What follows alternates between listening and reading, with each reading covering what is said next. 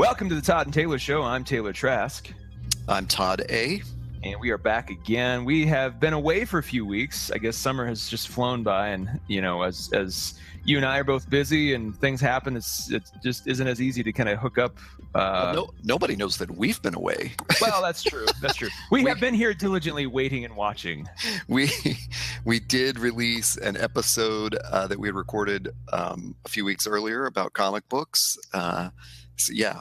So if you were listening every single week, you might have felt like we weren't away. I don't know where I'm going there. Away our greatest secret, haven't I? I know, pre-taping. Ugh, I need to. Here, let me reaffirm that we are the watchers on the wall. We are diligent. We are always here for you, never to be gone. Some kind of mantra. I need to write some kind of like oath that if you're gonna be on a show with us, you have to recite it at the beginning, and then it's like, okay. Wow. Yeah, that's pretty official. That's how you know you're a real podcast, Todd, is if there's an oath. And then our listeners can recite it along with us, and we'll have the beginnings of our own religious movement. I think that would be not enough podcasts require a fealty oath. I mean Scientology started off the back of a science fiction writer, so like you and I can start a religion off the back of a podcast. I don't think enough people do that. That's not enough people are taking advantage of that. Let's just say it'll be like in 30 Rock. I wanted to call him Joe Bluth, but Will Arnett's character, he joins the Church of Practicology. Oh yeah, yeah.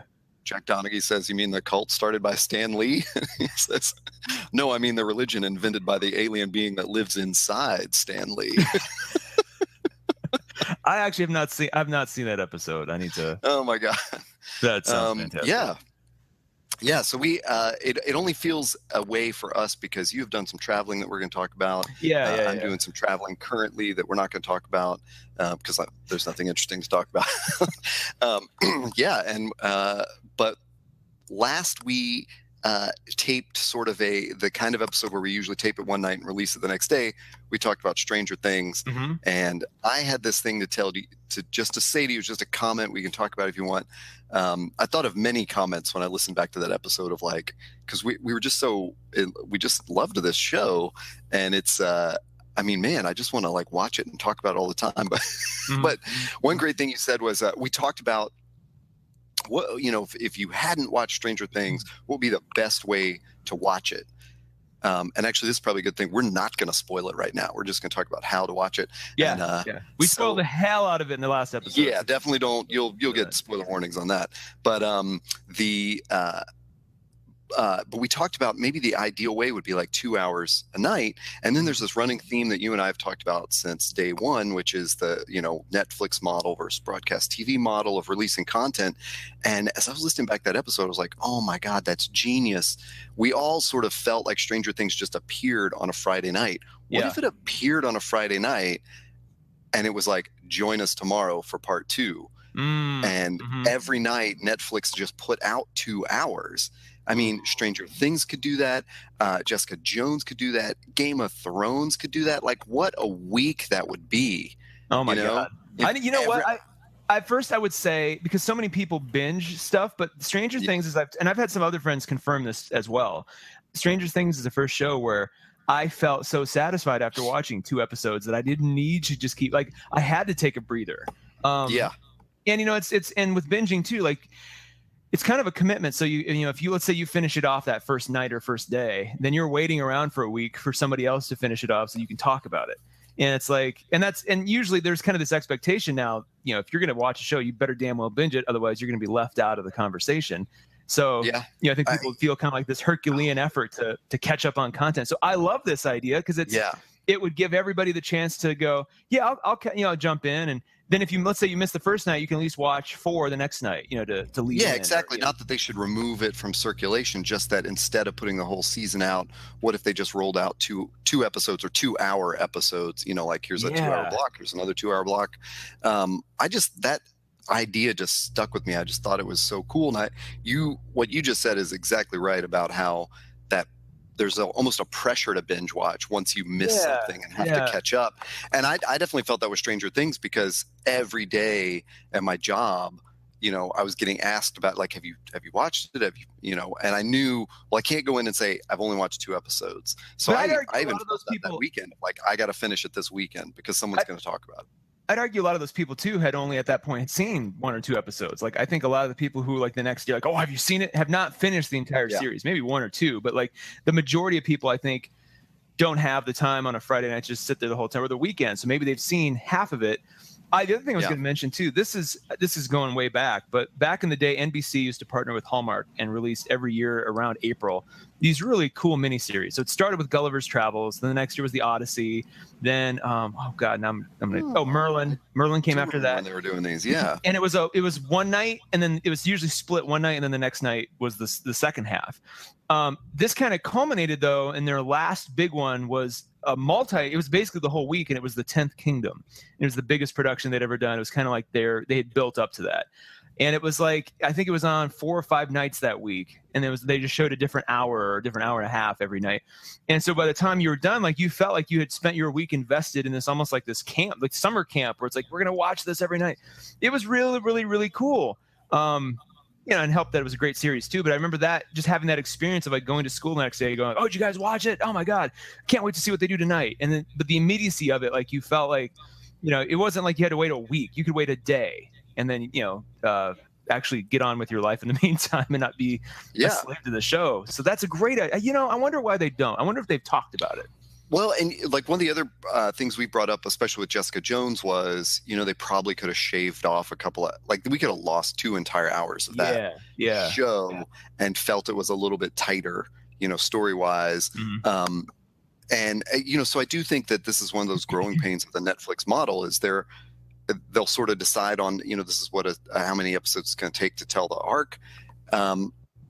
But you just sort of wonder, like, well, do you really need 13 or you really need 10 or, where does that fall appropriately? Like maybe it is only 3 nights of 2-hour episodes or something, mm-hmm. but you might have these big event weeks on Netflix or Hulu or, HBO where there is this sense of occasion of like, we don't all have to be online at 7 p.m. We're all going to watch it that night and talk about it the next day, Well, and think about you'd own the news cycle in terms of culture and press, mm-hmm. TV press for that whole week, and it would just be like your week. And you'd have to be, people would get competitive. It'd be like movies where like maybe Amazon and Netflix try to launch a massive show the same week. So there's a little of that to be done too. Keep this in mind too. We're talking about a show. And now there's this other hip hop show with Will Smith's kid that has come out too that I forget the name of it, but they just sort of The Get Down, sort of the same way as Stranger Things. They're just like, I remember seeing one article like a week before going, hey, Stranger Things is coming. That's it. Like no press, no Netflix wasn't running like constant, like at least as far as I know, wasn't running like constant like trailers and like here it comes in like a month, 3 months from now it's coming. It was just like, hey, on that Monday it's like, hey, this is coming. And then that Friday it was here, and then it was like boom, everybody's like, holy crap, this exists. There wasn't like Winona Ryder wasn't doing the rounds on Jimmy Kimmel and shit like a week before it came out, at least as far as I know. Like I didn't hear about any of that. Somebody's probably going to be like, somebody's going to probably write in or let us know like, oh, no, they had a huge campaign. You just weren't paying attention. Right. I didn't notice it. I didn't see it, And usually, that's probably part of that model and why it works so well, releasing all at once, is that they get to kind of back in the publicity. Yeah. And, it's not like we definitely don't want to turn into the movie business where they hype a movie for a year and then it's shit. And then, and it doesn't make enough money, and it prevents another better movie from getting made. So they kind of do that pre-release stuff with their big like House of Cards and Orange is the New Black. They do give you about a couple of weeks of it's coming, like catch up on the old ones. So I'm sure they'll do that with the first season. I don't really remember. No, I don't. For Orange is the New Black, I think they just. I knew it was coming. Yeah. But there was very little fanfare. It was just like here it is, and then they just kind of let it live or die, and then see what happens and go from there. Yeah, and even like, well, it's weird. It's like Voltron, though. So when they released Voltron earlier this summer, right, they had a little bit more fanfare for that. So like, it's surprising that a show this good and this well done and big budget wouldn't have had as much as, let's say, the Suicide Squad, which we heard about for 2 years before that damn thing came out, and then like every day for a month as they just sort of unloaded their advertising inventory on all channels. It's like a political campaign. It's like, here it is every day. Here's Harley Quinn yet again. So while we're covering all things quickly, because that is a good model of like sort of the big studio promotion gone awry. I did see Suicide Squad. Have you seen it at all? I have not. I was so tempted, and then I started reading the reviews, and then a couple key friends of mine whose opinion I usually sort of agree with. They're like, well, you could see it. There's some good and some bad, but it's you're probably better off just renting it. So I'm like, all right. I have not. Yeah, and we talked about it the week of our Stranger Things podcast. We briefly said, like, do we want to cover Suicide Squad? That was kind of, do we want to wedge that in with a Stranger Things podcast, do it on its own, whatever? And then I just sort of decided, you know what, it was neither so good nor so bad that I feel any reason to talk about it. Certainly not for an entire episode of our show. I enjoyed the experience of sitting there and watching it, but I didn't, and I would watch it again, but I didn't, I don't know. It was just so, the plot of it was just such like the kind of plot we've seen before that just doesn't make a lot of sense. And it, there are these huge stakes, but you don't really feel them because you're not really invested in the characters, and you're also not invested in what happens if the stakes go wrong in this particular, story. So, I just, I think that's probably enough to say about it. I have a couple quick questions. So it feels like, and this is probably getting into spoiler territory, but it feels like the entire plot was Lord of the Rings-esque. And by that, I mean, they could have easily solved everything by just sending like one plane to drop one bomb on whomever, and they didn't even need to send a team in necessarily. Like, much like Lord of the Rings, all they had to do was just fly the ring over to the volcano and drop it in, and they could have avoided 3 hours of story, or 9 hours of story, I guess. But so it seems like does that fair? Like they could have, like the solution of this team of misfit, villains coming together was kind of superfluous. Well, so there, and I guess, well, here we go. Maybe I could spin an episode out of this. I guess the thing to me was, I actually liked the way they tied it into the DC universe, because if the movie universe, you mean? Yes. Okay. This takes place right after Batman v Superman. So Superman is, in hilarious air quotes, dead. And so there is this pitch among the, government agents in the movie, the one, is her character's name Amanda Waller? Yes. Yeah. Viola Davis. Yes. And she is saying, look, we need the Expendables in superhero form, because if someone can kill Superman, we're in trouble. So that pitch actually kind of connects. Like, oh, okay, I get it. The universe is darker. Superman is dead.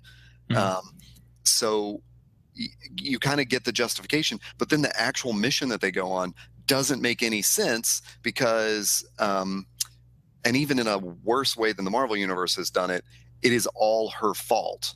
Oh, Amanda Waller's fault. Oh no. Lost your audio, sir. We're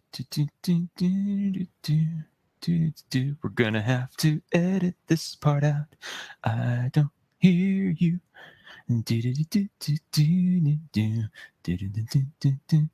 Gosh, so where were we? Yeah. Well, I haven't stopped recording or anything. Good. I am on a Comcast, Xfinity, which they rebranded so that people are not reminded that Comcast is routinely voted the worst company in America. They're in Nashville, Tennessee, where they run these ads about how they're better than Google Fiber, and that has got to be straight up bullshit. Oh yeah. My parents lose their connection all the time. This is the worst. No one should ever use Comcast for anything. I'll leave that in the episode. Yeah, there we go. So we were talking about Suicide Squad. I think, where were we specifically? Well, I'd said a bunch of really eloquent stuff. I don't know exactly where we were specifically. I had a question for you while you were saying all those wonderful, eloquent things, and that is this.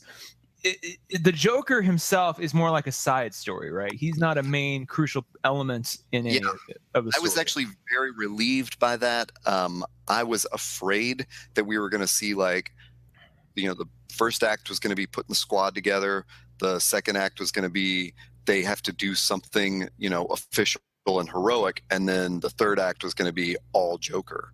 I wish it had been, because like when they said the Enchantress was the main villain, I was like, really? And then because the Joker, you know, they build him up to be this like big huge thing, and it would have been awesome to see bad guy versus bad guy, you know, and that's in like that classic sense, like he's, you know, especially they seem to be making him more of like a mob boss in this movie, as you know, in terms of his persona. So it'd be cool to see him like have, you know, just sort of all this stuff figured out, or maybe he found some kryptonite or something, you know, it's like something more with his story. They could have worked it in a way. It's not that I wouldn't have wanted to see that done right. I was just afraid we're not going to see it done right. We're just going to see like long Joker battle, and I didn't want to see that just because of the way he was brought in.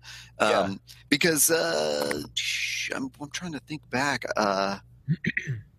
What'd you think of this Joker? It's just weird. You know, he's comic booky.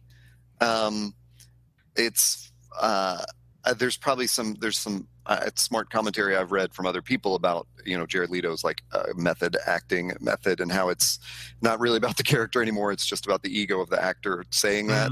And if he hadn't talked so damn much about his method acting, and we hadn't heard so many stories from the set about him, then you might go, that's a really great Joker. But as it is, it was really hard for me, at least, to, you know, divorce myself from thinking, well, that's Jared Leto as the Joker like the whole time.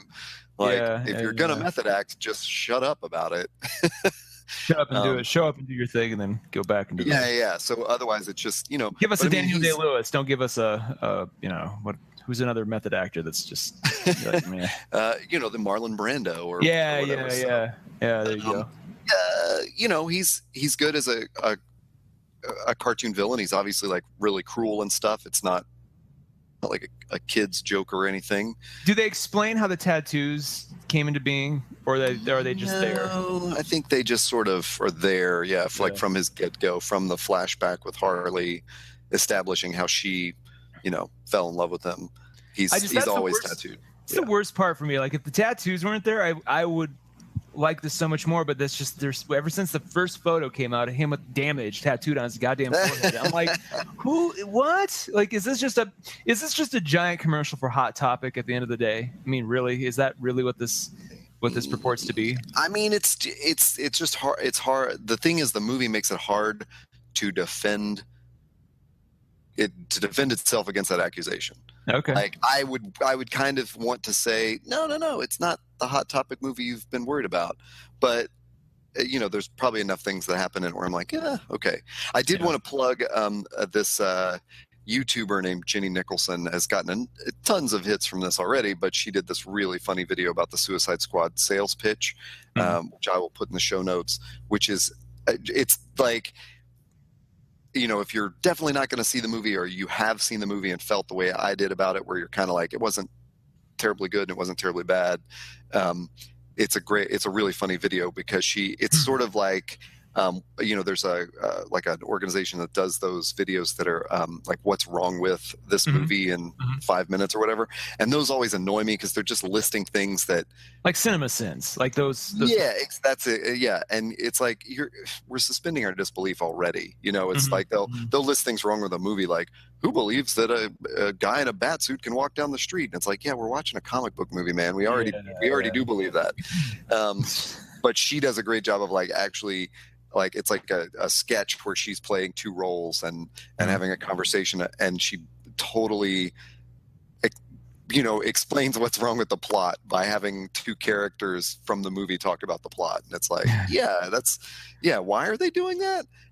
Why, you know, if they're the Expendables, why did you send like 50, you know, army, you know, like military men along with them? Oh, really? Like, yeah, I mean, it's like they're walking through the city. It wasn't like a crack sniper team or like a Mission Impossible, like covert ops kind of thing. It's just like, here they all are. It's just a whole battalion of good guys, you know, like enlisted men in the army. Oh no, I lost you again. Damn it. But yeah, I'm sorry. I'm on a shaky internet connection thanks to Comcast and Xfinity. This episode not sponsored by Comcast or Xfinity. Yeah, fuck Comcast and Xfinity. Go fuck yourself. Anyway, back to So anyway, I'll just say that go look up Jenny Nicholson's Suicide Squad sales pitch. That's really funny. Yeah, let's round up some of these trailers that we saw. Yeah, well, let me just preface this by saying too, you'd put a note for Rogue One on here, and I wanted to clarify this by saying, and this kind of piggies back off of something I said in the Stranger Things episode we did, which is the summer movie season has been largely worthless to me, and I'm Mr. Summer Movie. Like that was always, in the last 10 years, 15 years, that was always my favorite thing to look forward to. And now I'm watching all these trailers for the fall winter season, and I'm like, Jesus, this is what summer should have been. Almost to the point where I'm kind of like, I don't know how I'm gonna have time to see half of these things. And it's not just geeky sci-fi fantasy stuff. There's some legitimately just good movies coming out too, with J.K. Simmons and as a Wall Street banker or some such thing. So there's all kinds of really cool stuff, but Rogue One kind of leads the list, right? That seems to be that new trailer, especially, which we've both seen. It for me, I mean, what for you? What did it do? Did it get you more excited, less excited? Was it a whole new lens to look at that movie through? I was pretty excited from the first trailer we saw because I just when I heard that they were going to be doing like an episode 8 and an episode 9 and episode 10 in between those they were going to do sort of like other stories from Star Wars. For some reason, I just thought, well, okay, the production value is not going to be as good, or it's going to be more like cartoony or something. I just didn't expect like a full-on Star Wars movie every year for the next 10 years or whatever. So that first trailer let me know, like, no, this stuff, Oh, we're serious. Yeah. And this one just got me even more. And in fact, I might even be. Well, I'm definitely more excited than I was when I saw that first trailer. I wouldn't say I'm more excited than The Force Awakens, but I almost feel like excited that this is a new sort of. Yes. I mean, we saw Darth at the end of this one, Darth Vader, that is, I guess, not one of the other Darths. But it was. It was still. It still feels like new territory. It's stories they haven't told, characters they haven't told. The Darth Vader thing wasn't even the most exciting thing for me. If anything, that was like I guess he's here too. But I mean, there's some people who lost their collective shit over his appearance. But I'm like, well, yeah, I mean, yeah, but I don't. Yeah, I don't feel that. There's so many more visuals and things that we have not seen. Like, even like when Jen, with her running down the sort of the gangplank, and then the TIE fighter like rises up to hit her face on, like that kind of shit was just like, whoa, like we haven't seen half of this stuff before. Even like, with the Death Star sort of silhouetted in the daytime sky, as it would be in the real world. Like you'd see this kind of, hazy shape of a thing. And it's just like all of that, just showing off the Death Star in ways that we haven't seen before. And, showing us just different aspects. And it's new, it's all this familiar stuff couched in a very new, a new frame, a new lens, a new way of looking at it. I will go one past you. I am more excited for this than I was The Force Awakens. Yeah, there's I mean, I still differentiate them in a different way. I was excited for that in a nostalgic way. I'm excited for this in like, this is sort of the reboot to the universe that that's got me excited about it. Like, you can tell stories about this and you don't have to keep telling about the same characters or whatever. We can. I don't know. Especially when it's done this well. Mon Mothma's in it, so she's a familiar face. But it's what's really funny. True, yeah. Have we talked about the fact that the actress playing Mon Mothma in this is who they cast to be the same character in, I think, episode 2, like 14 years ago, when George Lucas was doing the prequels? He cast the same actress to be Mon Mothma, and I don't know if she only just made it into the cut scenes. I don't think she actually made it to the final movie, but it's that same actress, and aged appropriately to the point where she would have been in A New Hope's timeline, essentially. So it's kind of a clever. She basically got to be Mon Mothma after all, which is really kind of funny. Are you thinking this is going to be? Are we going to see like the scroll and all that kind of stuff? Are you thinking they're going to go more of this is a different kind of movie? Like we're going to have a different intro for a Star Wars movie and just kind of separate these, because there's been talk both ways. I don't think the studio even knows quite yet how they're going to roll with it. Good question. I don't know. I mean, just the appearance of like what I for 30 something years called AT-ATs, but I have now been corrected to refer to them as AT-ATs. It's just like, and wait, the TIE fighters. Who's correcting you on that? Super nerds. But I've heard super nerds themselves refer to it as an AT-AT. Like, who's getting persnickety about that all of a sudden? That's weird. I assume, I don't know. I assume there's been, I always think like, well, it must have been in like the animated series or in the video games or something where someone actually says that name versus it just being the name of the toy that I grew up with, you know, because there's the AT-ST also. So you got to differentiate. Fair enough. And but just the appearance of those things makes me feel like it's definitely, you know, anchored in the universe. So I just would think like, yeah, there's just going to be a scroll, of course. But that's a really funny question that I haven't even thought about. Yeah, it's going to be weird if they don't. It's going to be weird, you know, if they don't have the traditional dun, dun, dun, dun, dun, dun, if they don't have the John Williams like music playing at the beginning, like it's going to be jarring at first. And I think it really depends on what their opening scene is. You know, if they're going to set up like a James Bond kind of style, like, hey, we're gonna cut to the movie already in action and give you like a little warm up scene before we show you, you know, the rest of it. Like maybe there's a way around it. I just don't know.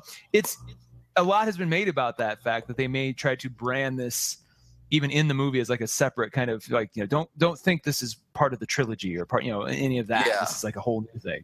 Because then they're gonna have to do the same thing for the Han Solo movie, for the Boba Fett movie.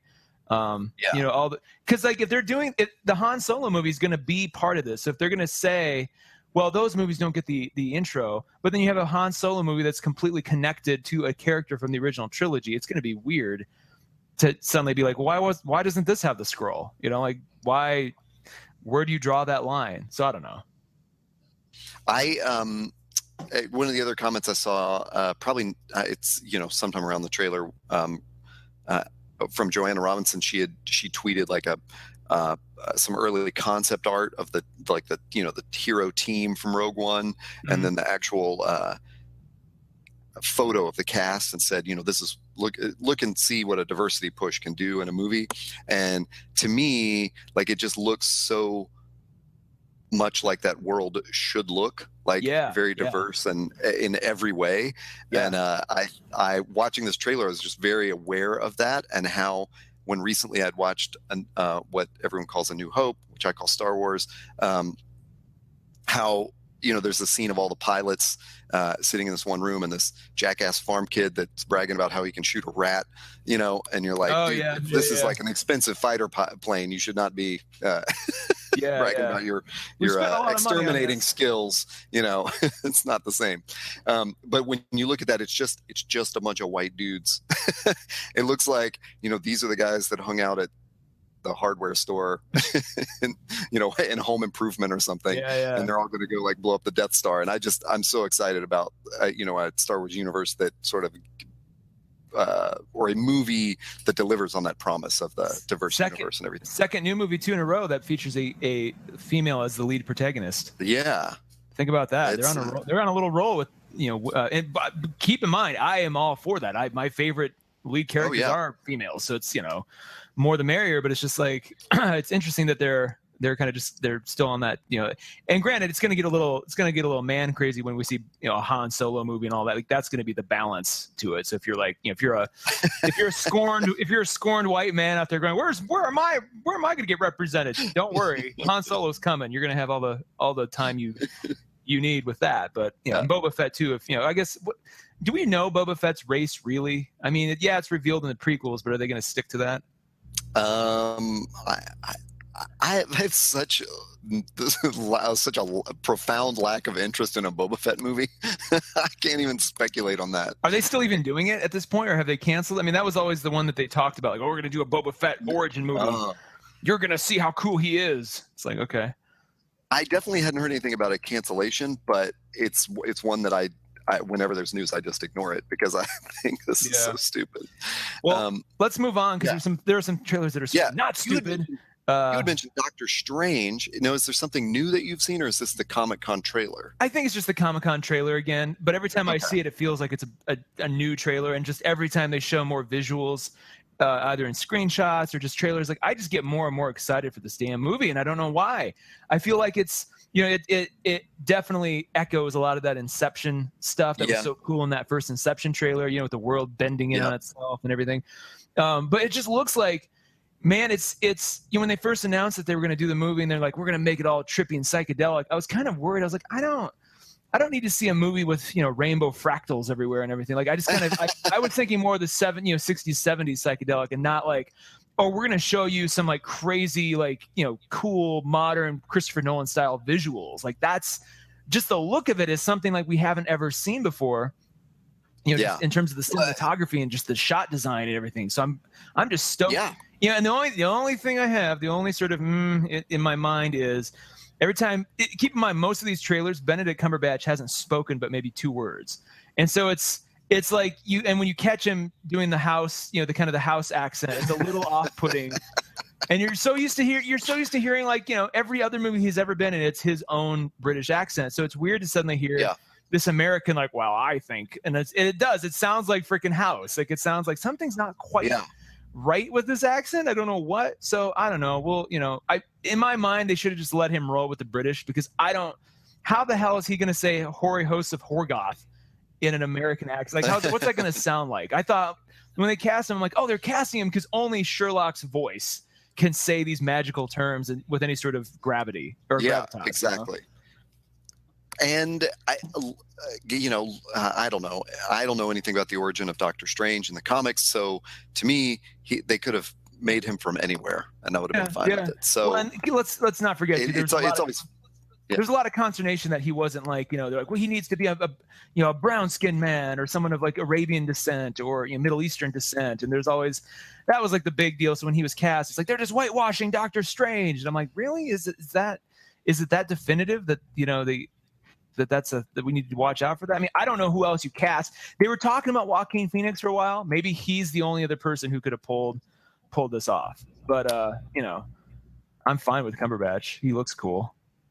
Yeah, but towards your point, they almost could have cast anyone in it, because I don't think his, you know, ethnicity or anything is that known and defining to him. So it's like, well, if you're gonna like, you know, exactly what you said. If you're going to cast Benedict Cumberbatch, it's probably because you want the Benedict Cumberbatch like gravitas, and so we'll see if that accent, you know, pulls us out of the movie. Do you really want? I kind of want. I noticed this on IO9. Somebody flashed. Apparently, in the comics, when in like one of the newer Marvel Universe comics, when Iron Man or Tony Stark meets Doctor Strange, the first thing they comment on is their facial hair, bros.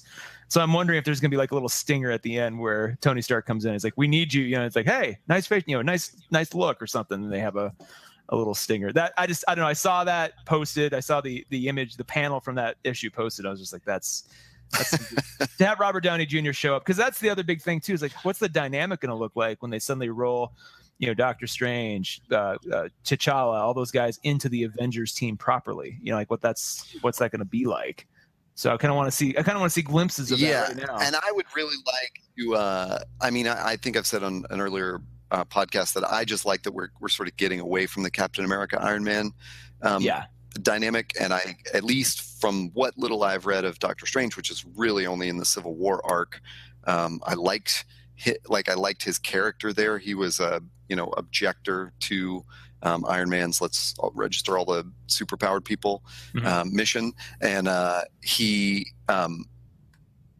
so I like the idea that the next Avengers movie, or maybe not the next one, but that one after that, will be, you know, Scarlet Witch, who's got magic powers, and Doctor Strange, who's got magic powers, and Black Panther, and, you know, we're done with the sort of like patriotic superheroes that, you know, just you know, put on armor and you know, they're just super weapons. You know, Steve Rogers is invented as a super weapon, and Iron Man's invented as a super weapon, and that kind of thing. Until Carol Danvers shows up, and then it's a matter of, you know, like, I think that will be kind of the return to that if they do that correctly.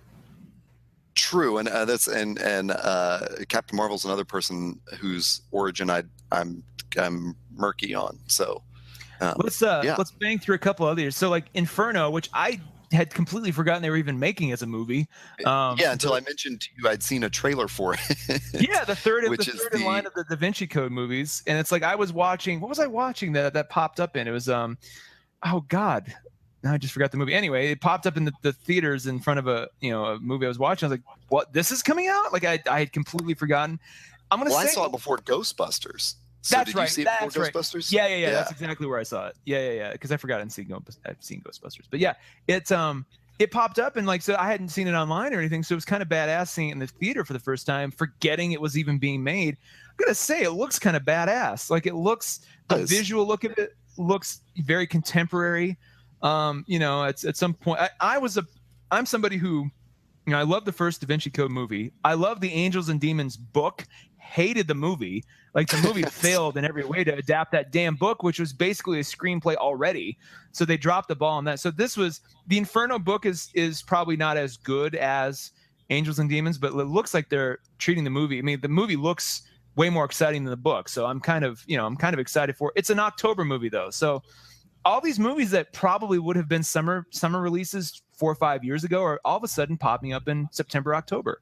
A couple others that caught my eye, that Miss Peregrine's Home for Peculiar Children or whatever that movie is. That's coming out in September, pretty soon actually. Morgan, this sort of almost Deus Ex Machina, or this Ex Machina horror movie, essentially. Like it has like a lot of the same visual sort of sensibility as Ex Machina. That's coming out in, I think, a week or two, September 2nd.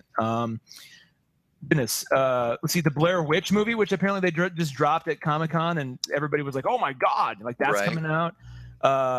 Here I'm just kind of looking at Magnificent Seven. Hang on here. I mean, Jack Reacher, if you care about that, but that's like a traditional summer action movie coming out in October. I talked about Inferno. Let me look at November. November is Rogue One. Oh, Arrival. That's the other big one. So November's got Doctor Strange, Fantastic Beasts, and then this movie called Arrival, which I didn't even know was being made. Go Google that trailer. That looks like the Christopher Nolan movie that we should be getting. It's not him at all, but it looks like it's something. I mean, like the visual of it and the way it's shot looks like a Nolan movie. So I'm like, what? This is coming out, so that's November. So just the next 3 months are going to be, our cup's going to runneth over with all these killer movies, which is I'm happy with, because I honestly have not spent much time in the theater this summer, and the time I have spent has been mediocre at best. Like, Ghostbusters was fun, but it was just like, I guess. By the way, I gotta throw this real quick. I was talking after Ghostbusters, and maybe we've talked about this already. I really wish, in hindsight, instead of trying to reboot Ghostbusters, take the exact same cast, exact same director, exact same writing team even, and go and do a Hocus Pocus 2. And you could have done like because Hocus Pocus is one of those movies that's like become kind of a cult favorite for anybody who grew up in the 90s. And it's like, it's one of those movies where you could have easily, and you could have even had the 3 original witches make it a cameo or something, if you like make it like a prequel, if you will, to like go to the events of that. Or you just make it a true sequel, and you put Leslie Jones as like the host of a reality show that's like, like kind of like a Ghost Hunters kind of show. And then they, in the course of the show, they find these 3 witches, which are played by McKinnon, McCarthy, and Wig. Well, and like it could go on this whole, like it would have been, honest to God, nobody would have complained. Everybody would have loved it, because it's like, oh my God, perfect casting. Leslie Jones could have had like this really great breakout role as like this, kind of skeptical reality host. That like it would have been amazing. In another number world. one, I love that pitch on that movie. Number two, I don't know that they would have not had to do Ghostbusters in order to do that. Like they could still do that. Maybe you're saying they kind of poisoned the well of doing it because they made that cast as in Ghostbusters. But number 3, I think Hocus Pocus the movie is garbage. Oh, it's not good. I mean, I'm not saying, but it's one of those movies that if you're gonna, I have no fond feelings about it at all.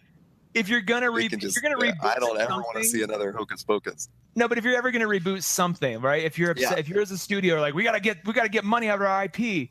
And Hocus Pocus is a Disney property, so it's a weird thing in that it's not Sony who needs a hit desperately. Disney is like, we're good, like we don't, you have to convince Disney to do it. But like, of all the movies to reboot, take one that was sort of not great, and is almost like cult status for how ridiculous it is. It's almost like a community theater play, right? That just happens to involve like, Bette Midler just chewing on scenery to like her heart's content, and it's wonderful. It just has that sort of like, oh man. And so if you're going to reboot something or sequelize it or continue it on into a franchise, use that. And then you could even cameo like Bette Midler and those other women in Sarah Jessica Parker in it would have been perfect. It would have had all the good sort of what do you want to call it, the good nature that goodwill, right? The goodwill. There we go. God, the goodwill that you'd hoped Ghostbusters would have had. Because they put all the original cast and stuff in the Ghostbusters movie, and they really wanted to be like, we care about the fans. I think this would have done all of that without even trying, but it's probably too late. I guess I would just say that I think those are two different audiences, because I super enjoyed the new Ghostbusters movie and I would never go see a Hocus Pocus 2.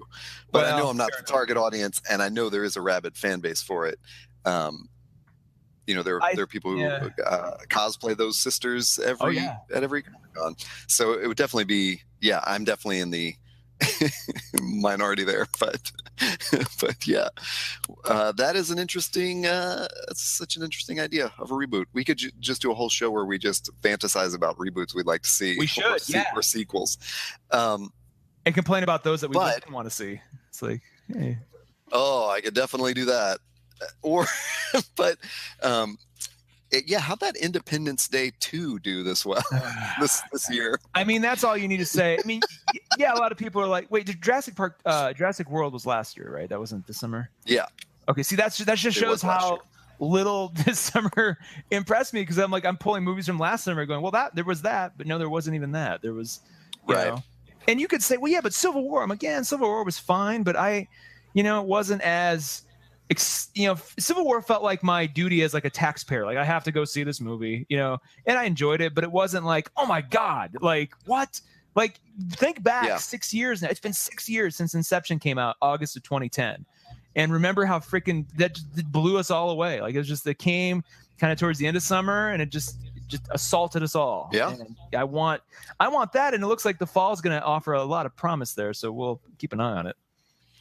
Well, if you, I don't know if you would have seen this, but right ahead of Suicide Squad, I saw the trailer for Dunkirk, which is Christopher Nolan's new movie, and it looks awesome. Okay, I've heard of Dunkirk. I've heard that he's doing it, but I have not seen a single frame. So I did not realize the trailer was ready.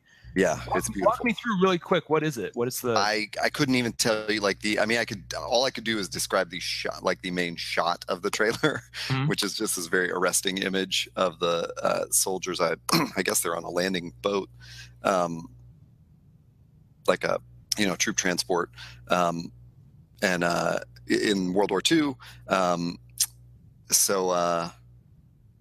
It just looks good. It's like it's the battle and it's gritty and it's dark and it's the Battle of Dunkirk. Okay.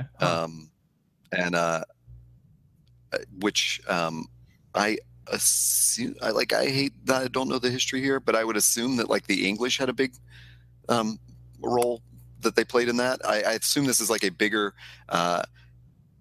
good story in English history than it is in American history, probably, and that's why Nolan's doing it. I guess like he's it's a, but I'm poorly ignorant on all of that. I don't know, but it just that's what Nolan's been up to. Well, it's cool to see him. I'm going to say Interstellar is not the movie we should. And I didn't see it. I finally. I mean, it's all over. It's on Hulu. It's on, and it's free everywhere you look. But like, it just isn't. And the performances are fine, but it's just like it's kind of like his weakest movie, in my opinion. Gotcha. Like, it's just like you look at all the other cool stuff, and you look at what he made the Prestige between Batman Begins and Dark Knight, just Dark Knight. Like, he made it between those two movies. Yeah. And the Prestige is one of my favorite movies of all time. Definitely my favorite or top two of his of all time. So it's like the fact that he did that between two big things, it was weird to have him go, okay, I'm done with Batman. Like, I don't have to worry about that anymore. I'm going to do cool stuff again, just original stuff again. And it's like, and he did, he did. Well, after Inception, though, I mean, where could he do? Like, I felt like Interstellar at the time was sort of like, he's even topped Inception, and and it was, it was kind of like not that they were pitching it that way or that he was, but maybe that's how the the media was taking it, and I thought, well, no, he can't do that. I mean, he's also the same guy who directed Insomnia, and I really, really liked that movie too. That was, people forget that too. Like that was, I think, Memento was the very first thing. Well, he had like some other indie film first, and then Memento was kind of his like, oh wow, and then Insomnia was, I don't know if he wrote it, but he directed it. It was Robin Williams and Al Pacino, and it was kind of during Robin Williams did this sort of trilogy of dark movies. It was 1 Hour Photo, it was Insomnia, and it was Death to Smoochy, where he played like some element, some kind of bad guy in each. And granted, Death to Smoochy was exaggerated. Tangent. There are parts of Death to Smoochy I will still laugh at today. It's horribly uneven, but some of the jokes are really, really, really good, and all of them involve Robin Williams in some way, shape, or form. But like Insomnia is this really great movie. It was who was the female? What's her face? God, I am not remembering actress or actors' names at all. Hilary Swank. Hilary Swank. Thank you. I wanted to say Hilary Duff, and I'm like, that's not right. Yeah, Hilary Swank's in it. She's great. The whole thing is good, but it's got that, you can tell it's got that Nolan sort of the hallmarks of his direction and editing, and just the his usual cinematographers there. So yeah, it's great. But I was kind of hoping he would have gone back that way instead of going over the top, overly expensive blockbuster a la Interstellar. So well, yeah, maybe Dunkirk is a good split of the two, like a really deep drama on a historical event that is done in a really huge style, because they definitely advertised it's in IMAX and 70 millimeter where available. So they're gonna do it big.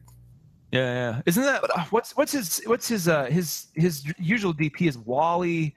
God, what's his last name? And so that guy went off and directed his own movie, and it was that terrible Johnny Depp AI movie. God, what's that? Hang on a second here. Johnny Depp AI movie. It came out and it looked really. I know what you're talking about. Badass, and then you watch it, you're like, what is this? Like, it just wasn't. Yeah, it's Wally. Johnny Depp's sister is the guy. Yeah. What's the movie though? It's Transcendence, and so like that looked like it could have been so much more, and it had like all the hallmarks of a Christopher Nolan movie. And, Cillian Murphy was in it, for God's sake. Rebecca Hall was in it. Like all these people you've seen, minus Michael Caine, were in these movies. But it fell so flat.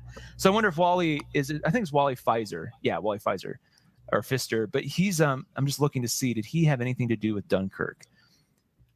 He did not. Interesting. So he hasn't been a cinematographer since The Dark Knight Rises. Like that was his last DP job. So now he's it's the same DP for Interstellar and Dunkirk.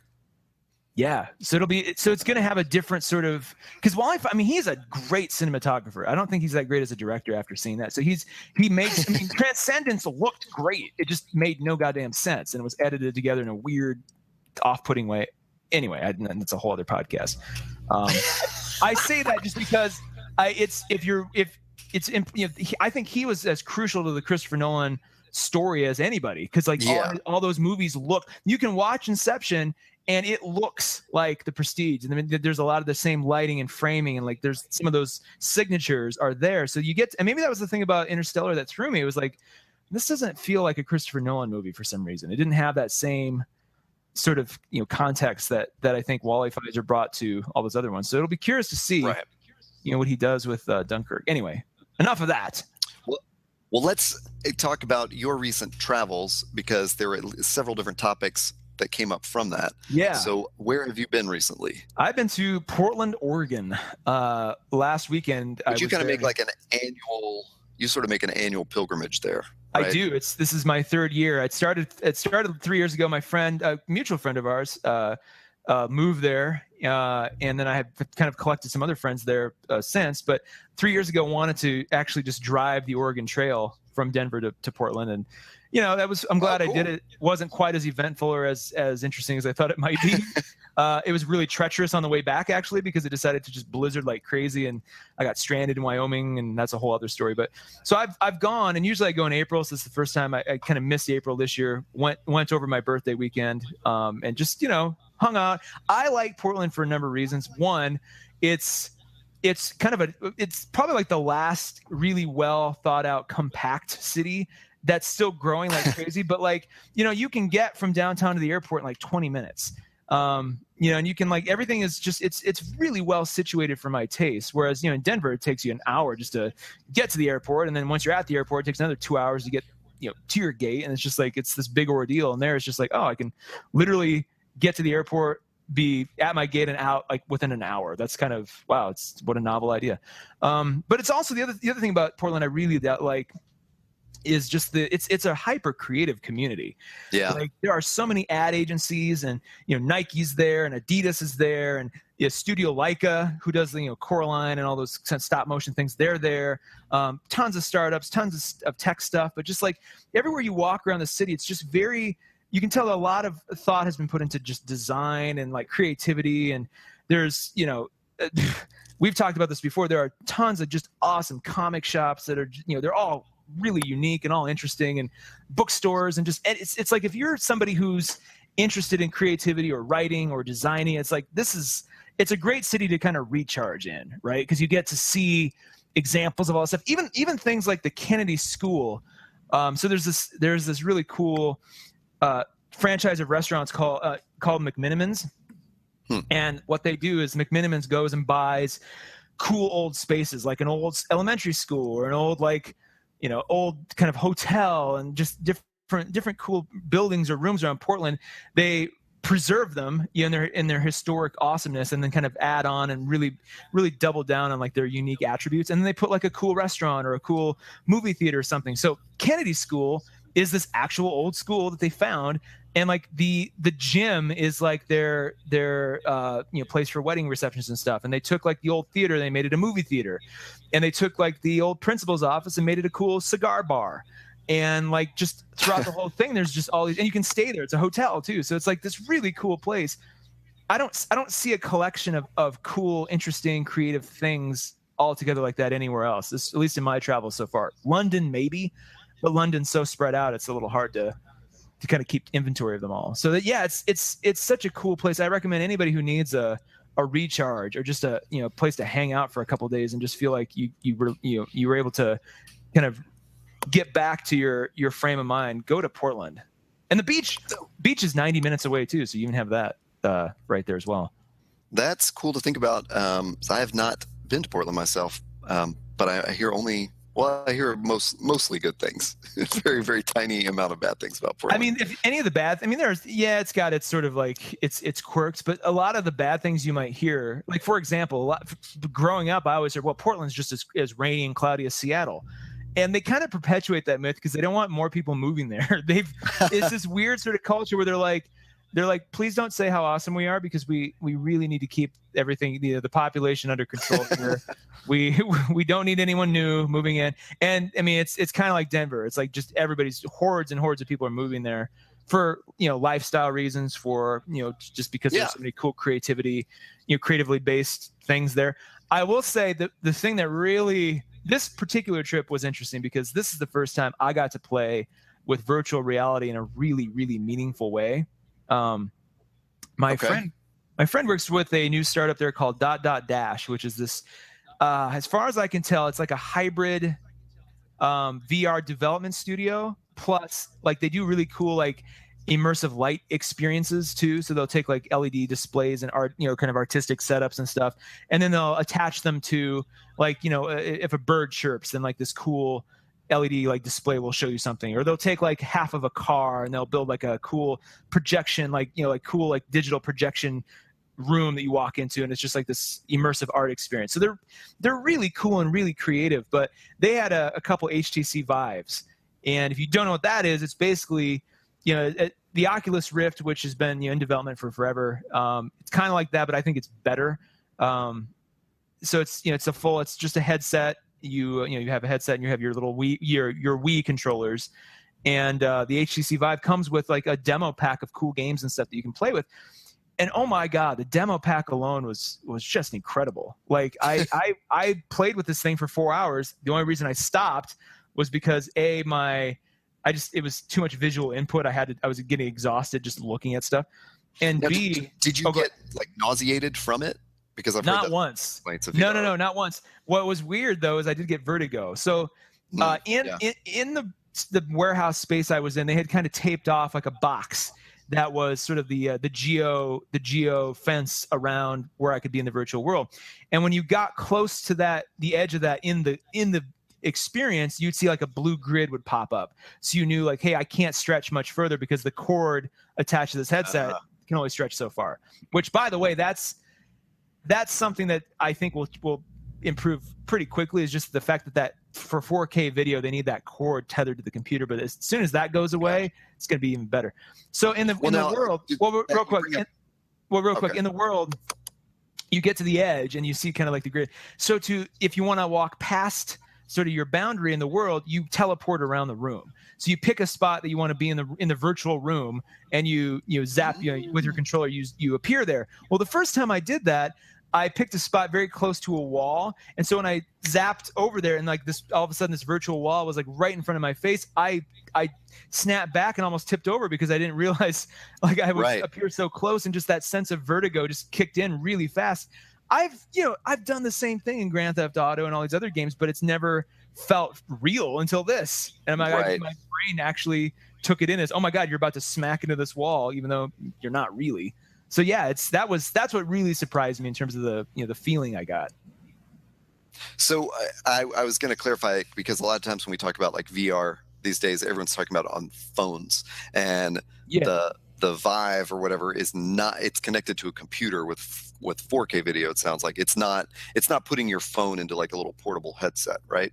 No. So like a lot of times too with phones, like Pokemon Go and that kind of stuff, like that's augmented reality. So I just want to clarify that. Virtual reality. Like Samsung has a VR, headset, and and then Google Plus has one, and those are VR, but those are like the Apple IIe of VR, where it's just like, it's fine. You're gonna get a little of the experience, but the way the Vive and the Oculus are set up, it's an actual headset. Like it's built for in there. You look up, you look down. It's meant to be easier on your eyes. It's not like a high res phone, right?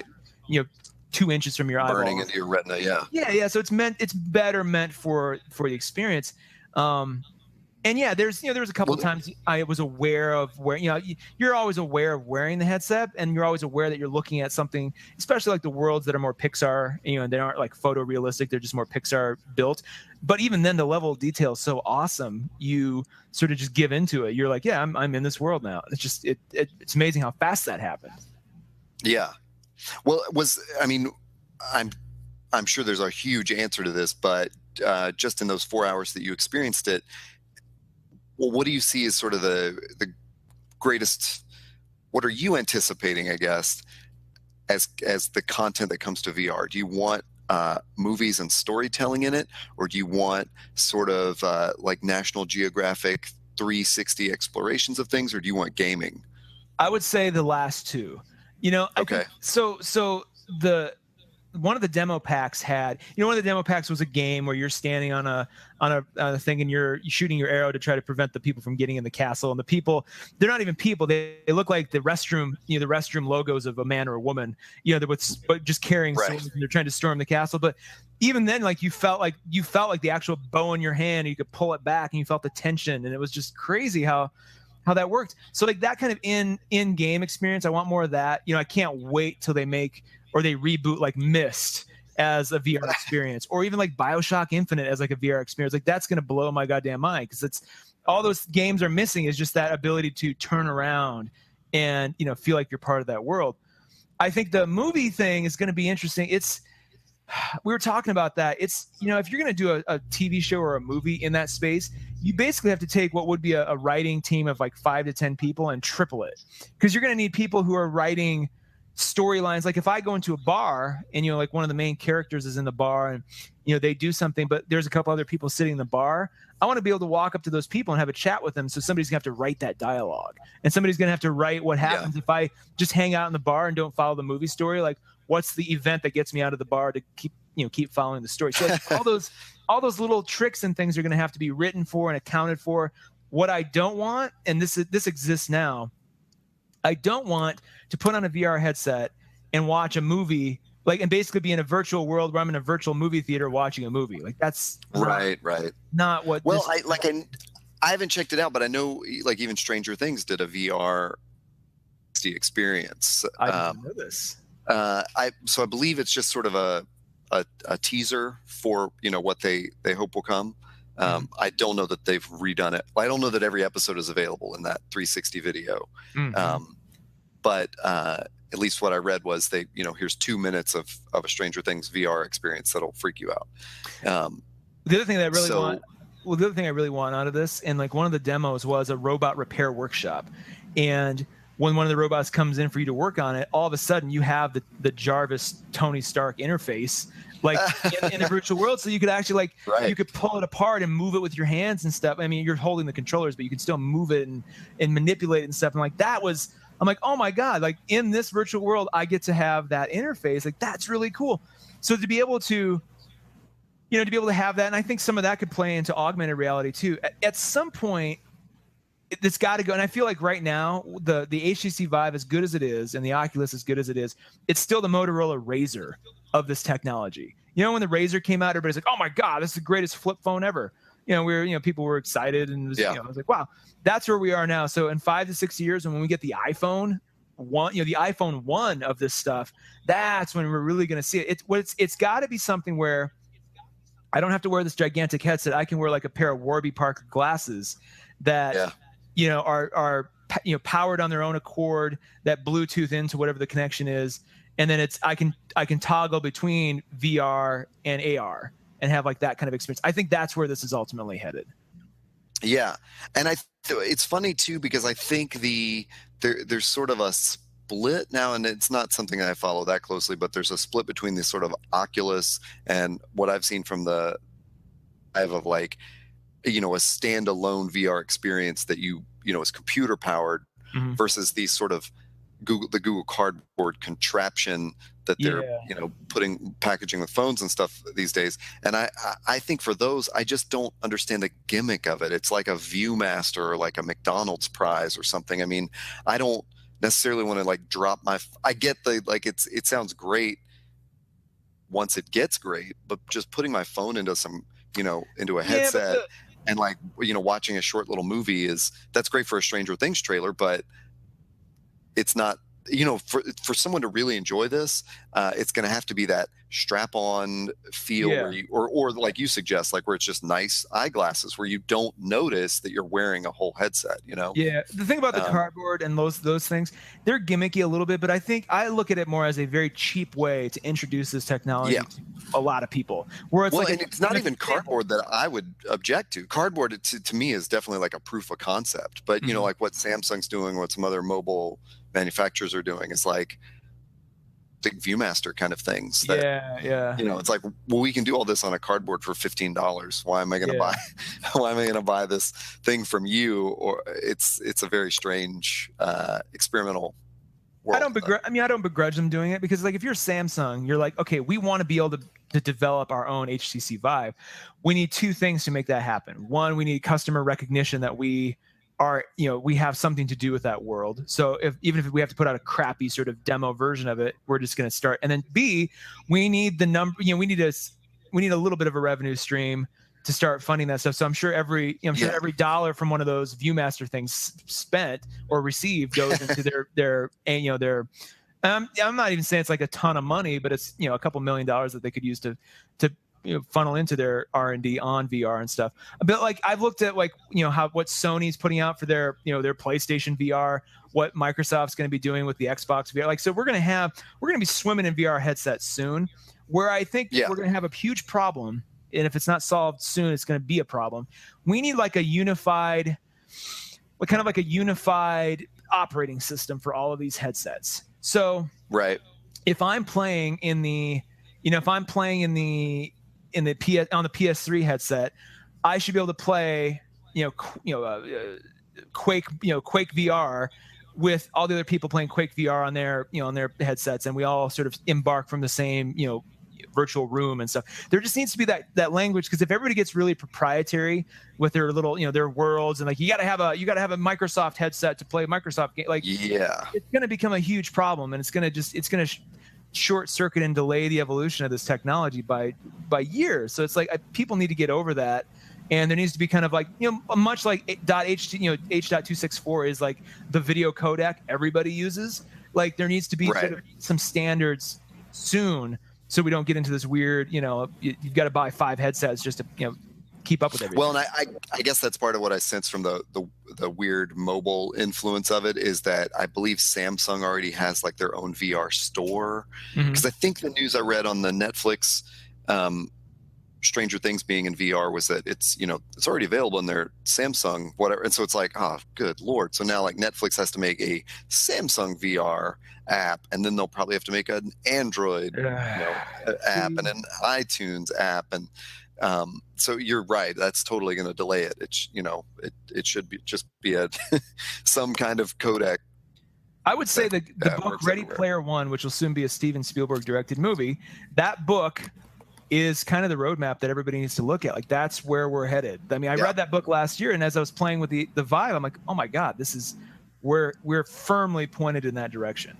And the book too, it gets really crazy because, the people everybody who goes to school gets like a standard government issue headset that lets them access school world, and then you can go to your school. So you can be, you can be wherever, but you're going to, it's almost like the true kind of final step of the Khan Academy model or the MOOC model, where it's like, you can go to school anywhere you want. You can be in Creighton, South Dakota, where I grew up, and like go to school, people from New York at like the cool, the really cool, the math college or whatever it is, but it's all school world. But then as the richer families can afford, more intense headsets, they can afford like entire haptic suits.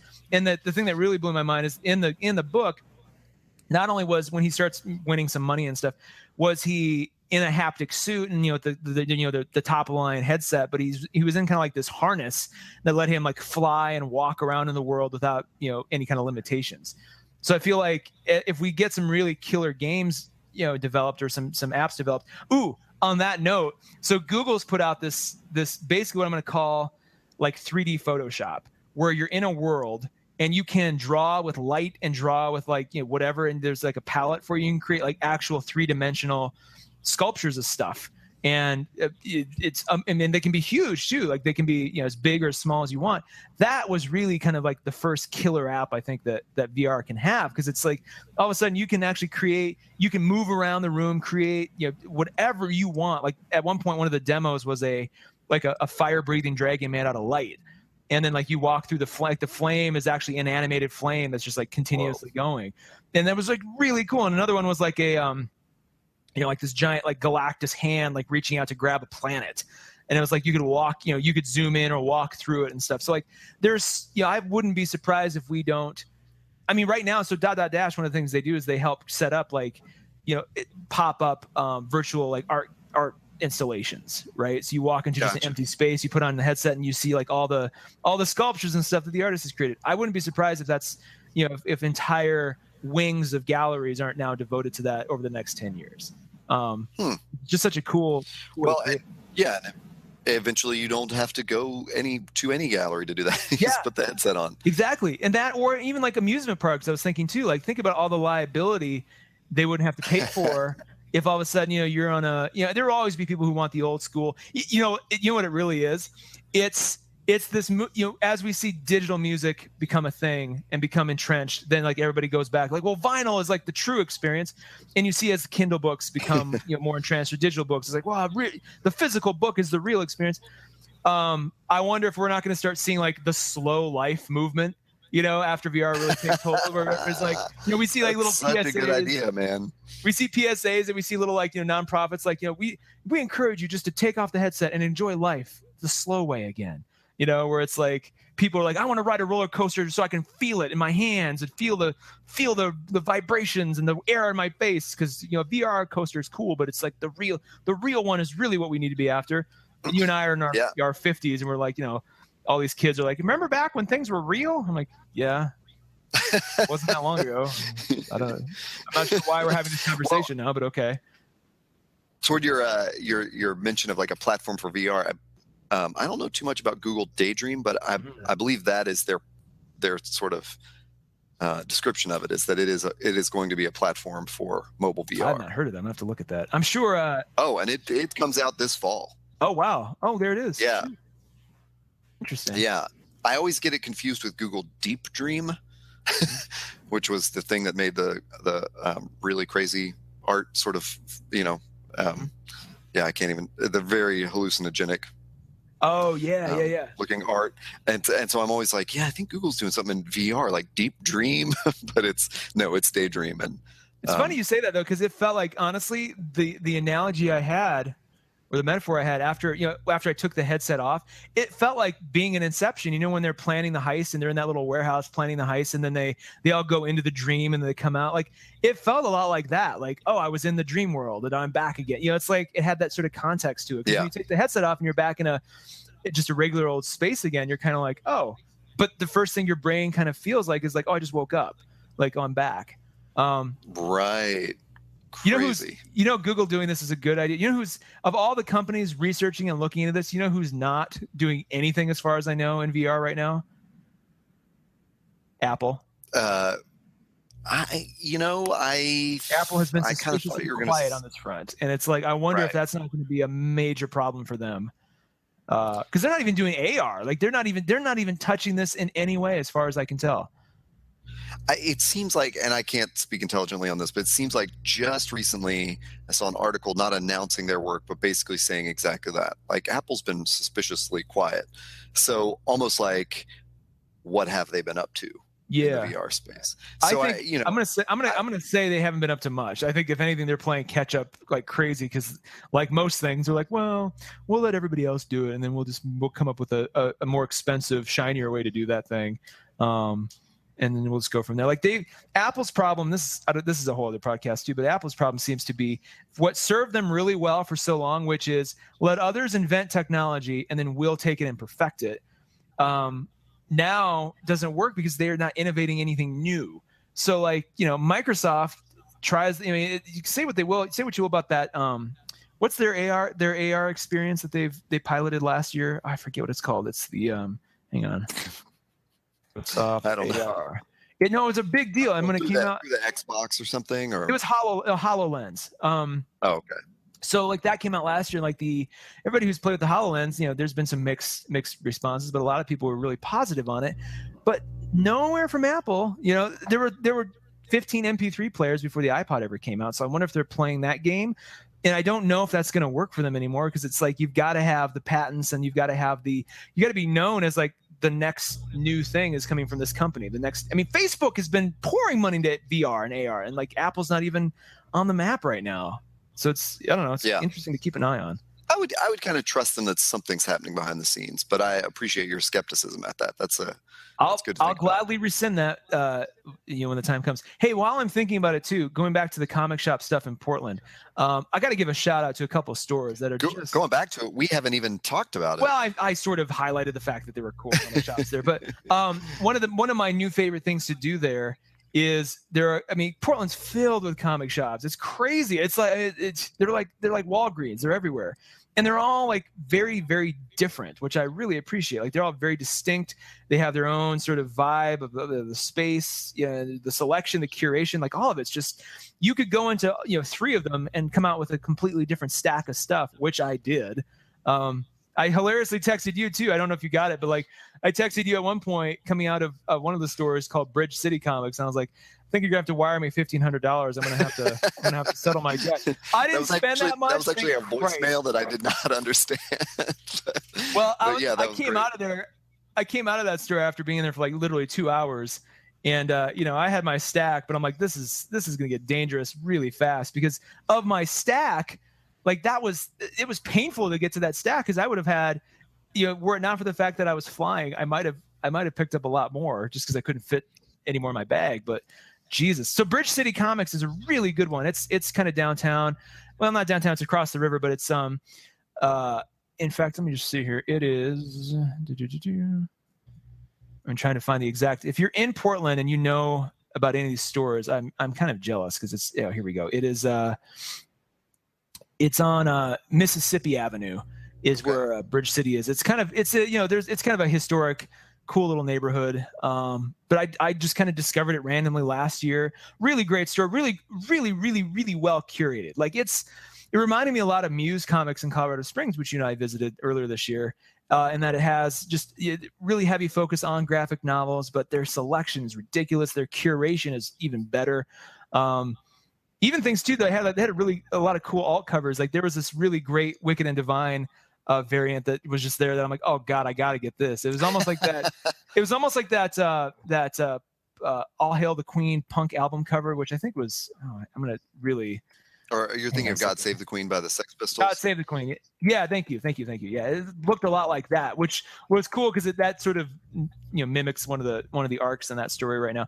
The other right. shop that I really took to is Future Dreams, which is they're celebrating their 38th year in Portland this year. Not always at this location, I discovered, but they've been at this location for several years too. As well curated and clean and just. It was almost like an art gallery, Bridge City Comics. Future Dreams is like your granddad's or uncle's like treasure trove basement that he just hasn't had time to really clean up yet. So it's just stacked with stuff. There's no rhyme or reason to where stuff is located, but they've got so much cool stuff that I've never seen anywhere else. And what's even better is the guy at the counter is incredibly knowledgeable. And he has this giant stack of trade paperbacks sitting there. It's always new every week, and it's just their essential reading stack. So you can come in and go, yeah, I'm really liking, East of West, or I'm really liking Postal. Like what else? And he will go to that stack and start pulling stuff strategically out and walk you through like this. You'll like this because blah blah blah blah blah, and have a really good reason. And he's right every time. It's kind of like fortune telling in some way. Like you're almost like you almost want to go in and have him and try to prove him wrong or prove that he won't do it. And every time you walk out of there with like, oh my God, of course. I love it. He is his own, oh shit. What was I going to say? He's his own algorithm of your tastes. Yeah. And I called him and I was like, dude, you're really good at this. He's like, oh, just some of it's smoke and mirrors. I'm like, yeah, but don't say that. 'Cause you're really good at this. Like you're really good at it. But so I got, bizarrely there, I got something I'd never seen before, but it was like a P.T. Barnum of Barnum and Bailey fame. Like there was this kind of graphic novel about him and Tesla was the villain. So I'm like, Jesus, what is this? So it looked really cool. So I picked that up. I picked a few other things up. And then as I was leaving, there was another comic store downtown, like proper downtown, that I passed. And I hate the fact that I forgot the name because I was only in there for 10 minutes. I just popped in before my flight just to check it out. And I was like, damn it. And again, they had a great selection, completely different selection. They were pushing a lot of the Boom label stuff or Boom Studio stuff, which I'm a new convert to, so I was appreciative of that. But Jesus, I mean, Portland's got. If you're a comic fan living in Portland, it's your cup runneth over because there's so much you can go to, and you can do a circuit. You could every Saturday you could hit each one of these shops up and get something completely unique in each of them. So they all kind of have their strengths. I know yeah. And there's cities like, as you well know, like there are cities where you have like a shop and it's probably okay. Yeah. And you just kind of get by and it's your city shops. You have loyalty to it, but this is like every week you could have your own mini Comic-Con and just kind of go to shop and just love every second of it. So that's my other little guilty thing. Cool. It's cool, but it's like, go ahead. Besides those issues that you've mentioned, were there any other things you picked up? Like you mentioned this pile of stuff you came out of from Bridge City. Like what was in it? What are you most looking forward to diving into? Well, two things that I intended to get. So I always have my list of things. I need to get these things. And then I have the rest of my list is like whatever they suggest or whatever I serendipitously find, I'm going to go for. So two of the things that I did get were the trade paperback for Citizen Jack, which if you haven't read Citizen Jack, do so before this election's over. It is so apropos of the current presidential election. It's ridiculous. That's awesome. I also got the volume 2 of Injection. And so I kind of took to Injection. Volume 1, the TP came out earlier this year. I read it. I liked the art and stuff, but the story was kind of, I don't know. I didn't hate it, but it wasn't like as exciting to me as I had hoped it would be. So I kind of was like, well, I'll check out volume 2 and we'll just see. And holy crap, volume 2 takes on a whole different. Volume 2 follows just one character that you get introduced to the last time, but the last volume was kind of all the characters kind of had their little moments and it would bounce back and forth. This one really follows one character specifically who's kind of the Sherlock Holmes of this whole thing. To give you an idea, Injection is basically the X-Files meets Sherlock Holmes plus Doctor Who here and there. Like it, and this volume really locks that home for me. So I loved it so much more. I need to go back and reread volume 1 now that I have this incredible appreciation of the story up to this point. So I was really happy about that. The other, let's see, I bought a couple single issues. Strange Attractors, which is a Boom series that I've really gotten into. Picked that up. Picked up an Arcadia or two, another Boom series I'm into. There's a couple things that Bridge City had a lot of really good recommendations. Hang on here. I just was caught. So what was the first Boom series that you mentioned? Strange Attractors. And it is, how do I sum that up? Art is really good. Boom's covers are really good. So it's really hard to say no. But Strange Attractors is about this college professor who's been studying New York City for years and has figured out all the mathematical algorithms that help define if the city is going to succeed or fail.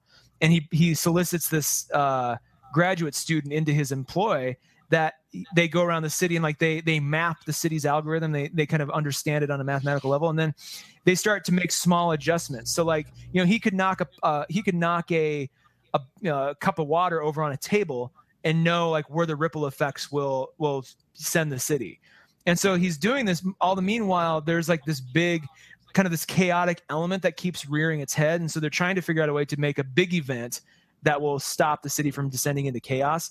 So it's super, super cool in that respect. There's just is it sort of a standalone story on its own, or is this a continuing series? Continuing series. I don't know if they may hit the end of it, at some point, but I think they are 5 issues into the series, so it's really cool. The other thing, so Bridge City recommended this series called Change, which is written by Ails Cott. Ails Cott, prolific image writer. He's done The Surface. He's done Material, Zero, Wolf, a lot of cool, trippy stuff. But Change is one of the first things he ever did.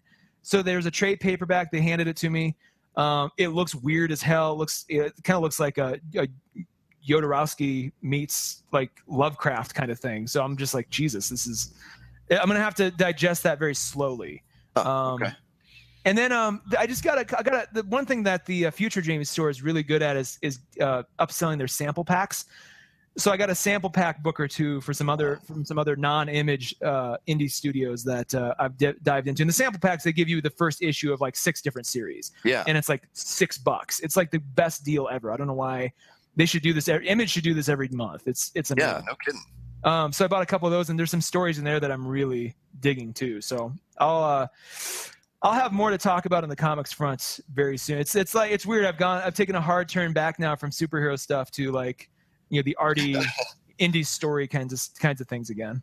Well, and I think on the day that we are recording this, I think you are I think it's the upcoming New Comics Day. I think you're going to get a new issue of the Island magazine comic that you've really been enjoying. So it'll probably, by the time you digest some of the stuff, it'll comics podcast. Yeah, we're gonna be I need to start honestly, I just need to start doing some kind of blog based thing with comics, because there's and the problem is good Lord, Bridge City, I could legitimately have purchased and loved half of that store.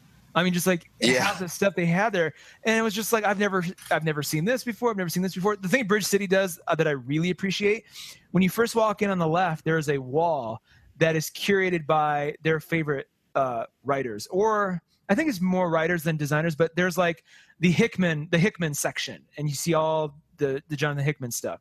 There's the Jodorowsky section. There's the Alan Moore section. So if you're into those authors, you can see all their stuff kind of picked into one spot right away. It's kind of like their heavy hitters wall. Was really appreciative of that, because a lot of times you got to they don't usually group stuff by author. Creators. That's a pretty cool way to group stuff together. So I was really appreciative of that. And there's like the Neil Gaiman section. Yeah. And they always have like one pull that's like highlighted in that section that's always different every week. So that they'll take like one Jonathan Hickman thing. Like, and that's how I found Nightly News last year, because they had the 10th anniversary edition pulled out and sat there. They're like, if you like Jonathan Hickman, or if you want to start here. So I grabbed that last year and was just like, holy crap, that remains one of my favorite things. I will say, when I got back, so it was my birthday weekend, and I have friends who know I'm a big comics fan. My friend Brianna got me as my gift not Strange Attractors. Good Lord. Day Trippers. And so I've seen Day Trippers. It's a Vertigo release, if I'm not mistaken. Or Day Tripper. I'm sorry, Day Tripper. Day Tripper, not singular, not plural. And so I've seen it, in certain lists of like, best graphic, 100 best graphic novels, that kind of stuff. So I've seen it around. Yeah, it's DC via Vertigo. But I cracked it open, and oh my God, this may be, I'm not done with it yet, but this may be one of my top 3 favorite books of all time. Wow. It's, I'll talk more about it later, but I opened that thing up, and it's almost like a Tale of Sand plus material plus, I don't know. I mean, it's like this crazy, the conceit, and I don't even know if I want to spoil the conceit.